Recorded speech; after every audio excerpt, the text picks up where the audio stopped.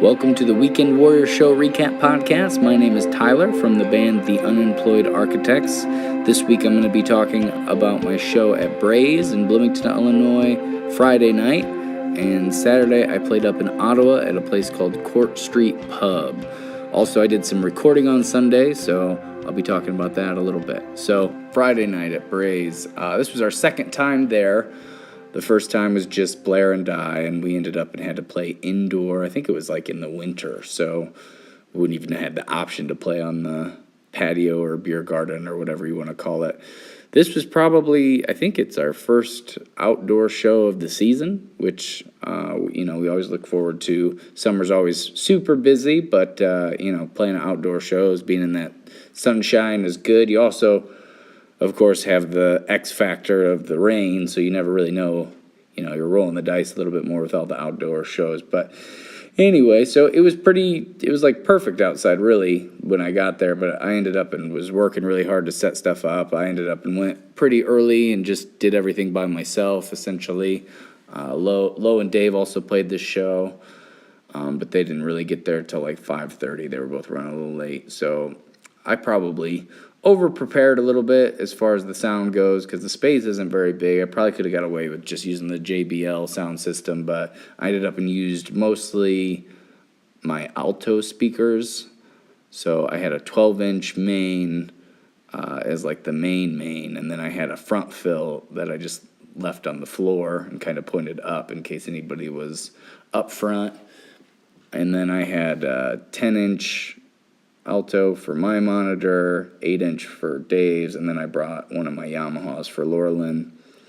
And I don't know, I worked too hard. I had a good sweat going before we even started, and of course it was from about we played 6 to 9, so I got there around 4:30 and ended up set up all the way till about 6.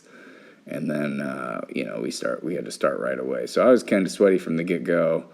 And it was pretty thin when I got there as far as people sitting outside. But by the time we started, it was pretty packed.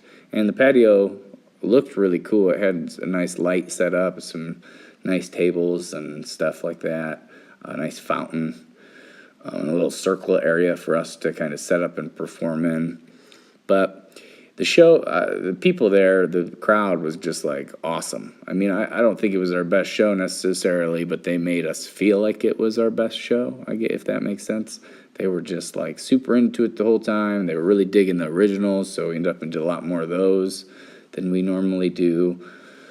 I got a little worn out with the kick drum and the foot tambourines, so that was kind of a thing I noticed, because I kept doing like 3-song sets, 4-song sets, and would like really tire it because I did a little Beatles medley, and I did Yellow Submarine and We Can Work It Out with a little help from my friends, and with a little help from my friends, I was just kind of wing that anyway, because I usually do like the Joe Cocker version of that, but Blair sings like the Beatles version of it. So I'd been kind of trying to work on doing it that way so it'd fit nice in with the rest of the Beatles songs. So me singing it, I was a little bit rough already. There's one part on it, and I'm a little fuzzy on as far as how to do it, and being really tired or really worn out made it a little tough. But I mean, it still went well. I was just a little out of breath. I just had to be very conscious of what my song choices were after that. But I ended up, I did the Pedley as well, the Tom Petty medley, and just doing a lot of songs in a row like that, I think maybe, it's cool to like have them lead into one another, and I feel like from the audience perspective, it's kind of, if you know the band that you're doing a medley of, they kind of think that's pretty cool. But it also is weird too because you don't give the crowd a chance to applause. When a song's like over and transitioning to the next one, the audience is a little bit confused, which is kind of cool. But at some places when you do that, and you got people engaged and clapping after every song, and then you do like 5 to 8 song medley of some sort, it's like by the end of that, they forget that they're like even supposed to applaud. So you hear like crickets after doing like our Tom Petty one. I think we do like 9 Tom Petty songs. So after playing 9 songs, and it's really hard, and transitioning from one to the next to the next to the next, and you feel like, man, that was good. And then at the end, it's just like I said, you kind of hear crickets. So, but anyway, this crowd was great. They were great tippers too, which I think we ended up and made over $100 in tips, which that like rarely happens, especially on an early show like that. But it was nice. It wasn't our best performance, like I said, but they made us feel great. And we got 2 more shows there over the summer, so I'm like really looking forward to those. So then Saturday, I ended up and had to go back to my mom. I didn't have to, but it was Mother's Day last weekend, and every Mother's Day, me and my brother get together and do like yard work for my mom. So I got up at like probably 9:15, 9:30. And I didn't go to bed too late the night before, but I probably got like 6 hours of sleep or something, went up and worked in the yard for a few hours, hung out with my family in Pontiac. My grandparents live there too, so I ended up and went over there, and there were a bunch of I guess it'd be our second cousin once removed, I don't know, our cousins and their kids, essentially, were there, and all the kids were playing and stuff, and they kept trying to get us involved, and I wore myself out with them a little bit, and then went from there, drove up to Ottawa for the second night, which was, like I said, Court Street Pub in Ottawa. And I got there pretty early. It was the first time there. It was a pretty cool looking bar. Had kind of, if you're familiar with the Bloomington, Illinois area, or had like a Drifters kind of feel, or Kemp's Upper Tap in Lexington kind of feel. But it was a weird night altogether. It was like the lady I was talking to right when I got there was like super nice, and she showed me where to set up and where to plug in, and had all the answers for everything, which was nice. And so I felt really welcomed and stuff. But as soon as like I was getting ready to start, she pretty much left. And I couldn't get really anybody else to acknowledge that I was even playing for the rest of the night. I think it was the bar more than it was me. I felt like I sounded like that was probably, and this show I did solo, but I felt like I sounded, really good. Like notably, like I was feeling really good. And then I would get like either nothing after every song, or I'd get like 1 or 2 people that clap, but nobody really paid too much attention. I did end up and do the foot drums, but it was kind of, as the night wore on, I was wondering if it was even necessary to really do them, because it's not like anybody was dancing or anything. But anyway, it was just a weird kind of dichotomy. It was like I felt like I was sounding good. I was having fun in the middle of the song, but then after, it was like a little disappointment, because it was like the audience definitely didn't appreciate it as much as I did. And it was weird too, because like I was talking with the BraiZe show, it was like the audience was super engaged and super complimentary, but then I played the next night, and it was the exact opposite. So it was like, played a little sloppier Friday night, crowd was super into it, super happy to be there, super complimentary. The next night I played really well, but the crowd was like not into it at all. And I don't know. For some reason, I was talking to one of the people at the bar, and they were saying like, that's like the bar that people go to pregame before they go walk to other bars. So I don't know. It just felt like they were more, socializing and getting a couple drinks. Plus, I was kind of far away, but I got a few of them here and there. Like I would play 90 songs, went over really well there, so I tried to play a lot of those. Like I did some Pearl Jam and some Blind Melon and I don't know, bunch of stuff like that. The Verve and What else? Inside Out by Eve 6. Bunch of songs like that. And then it was like, so after the second set, I ended up and like took my break and came back, and pretty much everybody was gone. It was like I was playing for like 3 people. And then so I just started doing originals because, I felt like I should do them. And I kept trying to get any information out of the people that were like the bartenders that had worked there before. And they were like, do bands usually get any sort of response, or do they usually play a lot of covers? Do they usually play a lot of originals? And it seemed like every bartender I asked that didn't have any idea. They were working hard in their defense. They probably didn't even want to talk to me. But anyway, I thought it sounded pretty good. And then towards the end of the night, I was playing my medley, and that's usually I do like, I don't know, I usually decide what to play like while I'm playing it, but it usually goes something like this: Don't Stop Believin' by Journey, Wagon Wheel, into Wonderwall, into Atlantic City, into Use Somebody by Kings of Leon, into American Authors, Best Day of My Life. And I was like in the last song of that, and the bar ended up and was completely empty. And I, like in the middle of that song, I unplugged everything, or I hit my tuner pedal, and I like stepped away from the mic and just kind of played it acoustic, because I figured the bartenders were probably tired of being blasted with loud noise all night. So I started doing that. And then like towards the end of that song, maybe the last chorus, like a group of 10 people came in. So I turned everything back on, and I probably played like 4 more songs. They were more into it than the other people were initially. And then when I was done, they came up and like said some stuff at the end. Like they were like, "Hey, that was really good," stuff. So that was nice. Just kind of felt weird to play.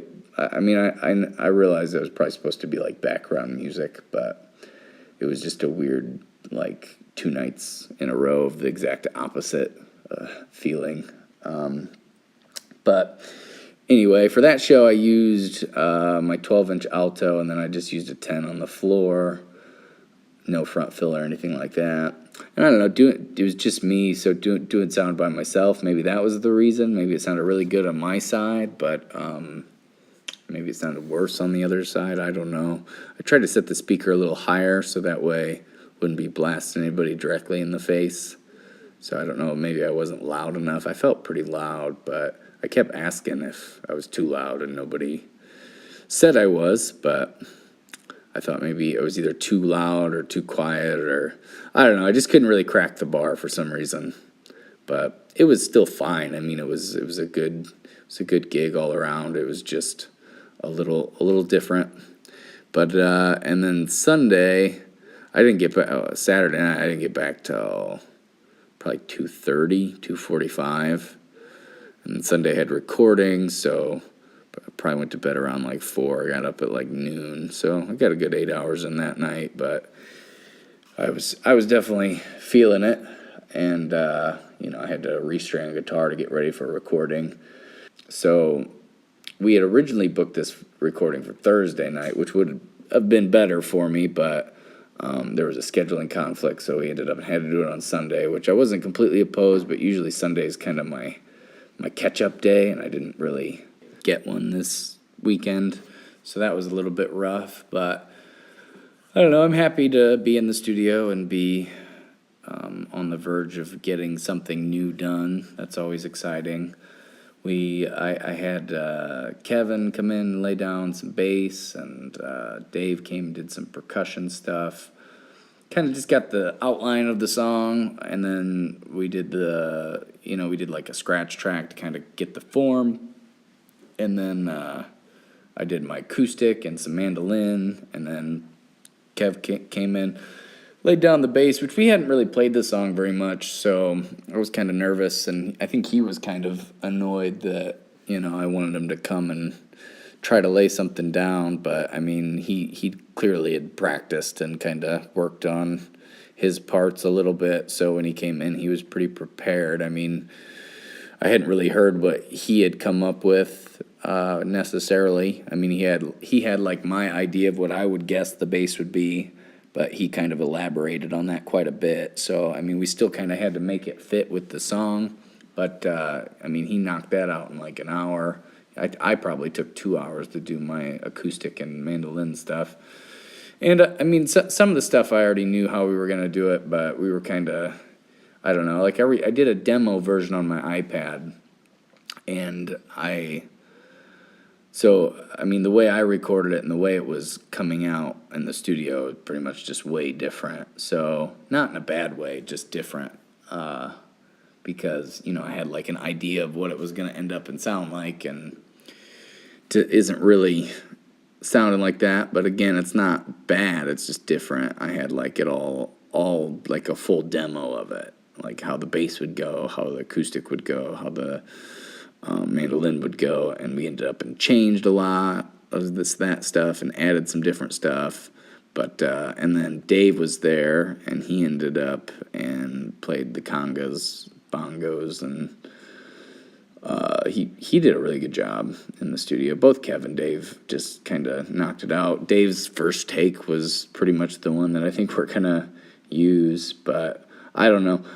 We did a bunch of different options too, where he played with mallets, and then he did like a hybrid where he played one hand percussion, one mallet, one hand four-hand percussion, and one mallet for the other percussion, which had kind of a cool effect and more of a spectrum of sound. And then just the general like editing and mixing stuff. Didn't do any vocals really, but you know, we got a pretty laid-back mix of the song to kind of listen to and it's kind of different than how we normally do it. Because usually there's like scratch vocals going, so you can kind of get a general idea of how it sounds, or how it's gonna sound. But it's kind of nice just to have the instrumental, to, you know, we can figure out what needs to be fixed and stuff a little bit easier, because you don't get distracted by the vocals, because, you know, when they're in there, especially me, because I'm so picky about my vocals, it'd be hard for me to get past that to really listen to the instrumental. But so hopefully we'll be in there next month, and we'll get all the other parts down. I think we're going to add an electric guitar probably, vocals obviously, some synth parts, maybe some strings. But so that'll be cool. Looking forward to getting that song so you guys can hear it. I don't really promote myself very much on like where you can hear. If you do like the podcast and you're interested in hearing the Unemployed Architects, you can check us out on Pandora, Spotify, iTunes, Apple Music. Go to theunemployedarchitects.com, Facebook, Twitter, YouTube, all that stuff. So do that if you like anything you've heard on the podcast, or you've seen us live and you like that. Be sure to check that out. So next weekend, I'm in Davenport for our last 2-night show until late October. So it's just the way the booking worked out. I filled up the summer super fast, and then for that show, you know, you need to have 2 days open in a row, a Friday and a Saturday, to get booked there. So by the time the guy that books there got a hold of me, I had already had almost every day in the summer booked. And then the ones I had a little further out than, you know, July and August, I had at least one day of the weekend booked. So I really couldn't get anything until October there, which is kind of sad, but it's kind of a nice break too, because it's quite the adventure every time, because, you know, we're driving 2 hours and staying overnight. It's a lot of like prep and planning, and I don't know. It's usually something usually goes wrong at some point, and we just kind of have to figure it out, you know. Whereas with playing around town and stuff, it's just like you just get to go right home after, which is nice. Not a lot of prep, just the sound system and stuff. So, but it's always, those are always fun shows. Like probably 8 out of 10 that we've had there have been pretty awesome. So anyway, so that's what I'll be talking about next weekend. Hopefully I'll be in the studio maybe next month getting more stuff added. And thanks for listening. Have a good rest of your week.